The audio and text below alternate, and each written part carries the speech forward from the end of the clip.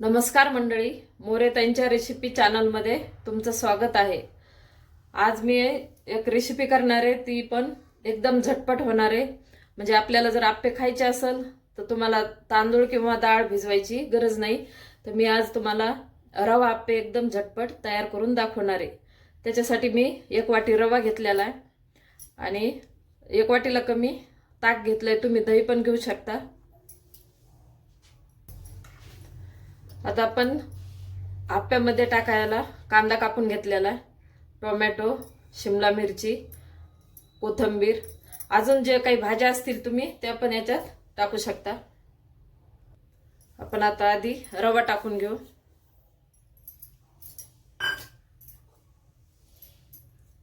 आता अर्ध ताक मी टाकून घेते, अर्ध रवा देते। आपण ताक टाकून घेतले तर याला मिक्स करून घेऊ।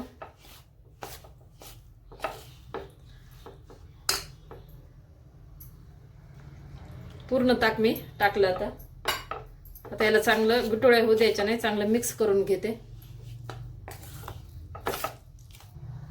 आता रवा आणि ताक मी भिजून ठेवलेलं आहे, याला 5 मिनिट आपल्याला भिजवायचे। आता याच्यावर झाकण ठेवून आपण 5 मिनिटासाठी भिजून घेऊ।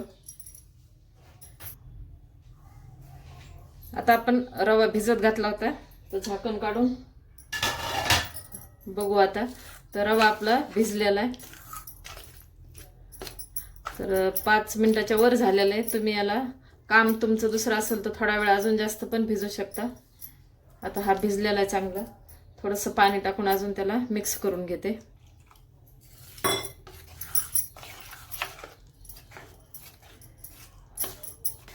जे आपल्याला जर आप्पे खायची इच्छा झाली किंवा मुलांनी मागितले की हे रवा आप्पे एकदम झटपट होते, वेळ लागत नाही आणि छान खायला पण चवदार लागते। आता आपण जे कांदा टोमॅटो कापून घेतलेले त्याच्या आधी आपण मीठ आणि थोडंसं तिखट टाकणार आहे। शिमला मिरची टाकलेली, पण आपल्याला थोडंसं अजून तिखट पाहिजे। आपण हे लाल मिरची पावडर अर्धा चमचा टाकली आणि आता मीठ टाकणार आहे। आधी मीठ टाकलं नव्हतं, त्यानुसार तुम्ही मीठ टाकून घ्या, नाही तर मग थोडंसं रवा भिजवताना पण मीठ टाकलं तरी चालतंय, पण मी टाकलं नव्हतं।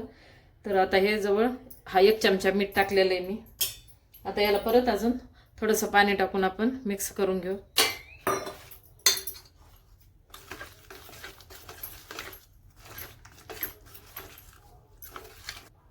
आता हा कांदा कापलेला, टोमॅटो कापलेला टाकून घेऊ, शिमला मिरची, कोथिंबीर,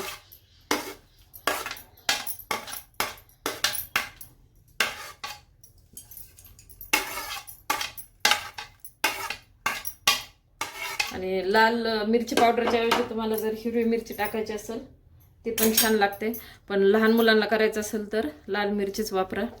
आता हे पण आपण मिक्स करून घेऊ।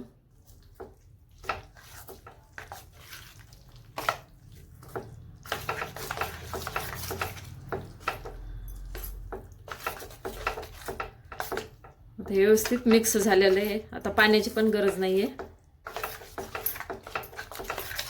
आणि रवा छान फुगलाय। आता भिजत घातला होता तर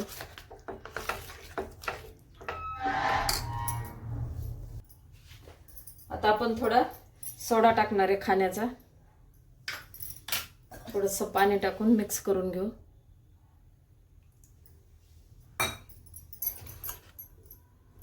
आणि आता लगेच आप्पे पात्र ठेवून आपण आप्पे करून घेऊ, म्हणजे सोडा टाकल्यानंतर आपल्याला जास्त वेळ ठेवता येत नाही। आता पात्र ठेवलेले, तर आपण थोडं थोडं तेल टाकून घेऊ।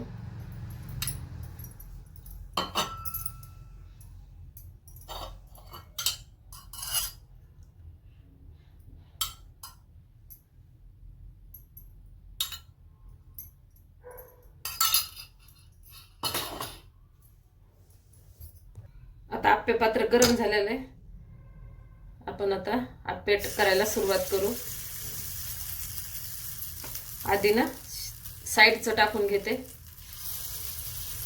आणि मग नंतर मध्ये टाकू, कारण मध्ये जरा उष्णता जास्त राहते ना।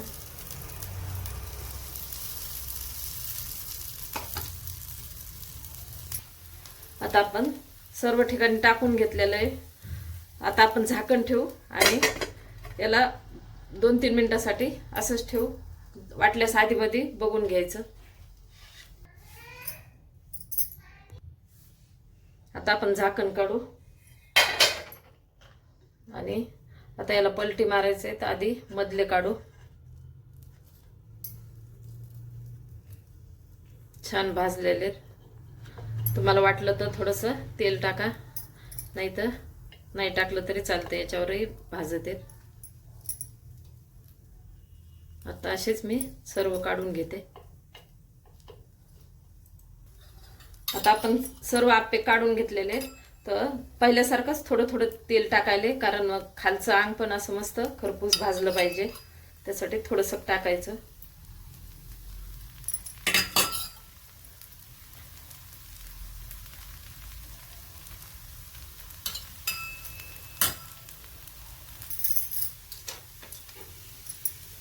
आता आपण याला पण पलटी मारून घेऊ.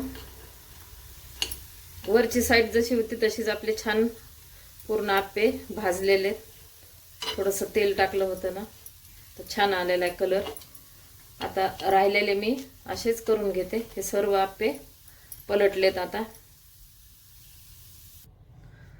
आपले आप्पे तयार आहेत. मी तुम्हाला एक फोडून पण दाखवते. छान फुगले तर मी मस्तपैकी चटणीसोबत खायला. एकदा तुम्ही अशा प्रकारे झटपट रवा आप्पे तयार आहे. एकदा नक्की ट्राय करा आणि कमेंटमध्ये कळवा.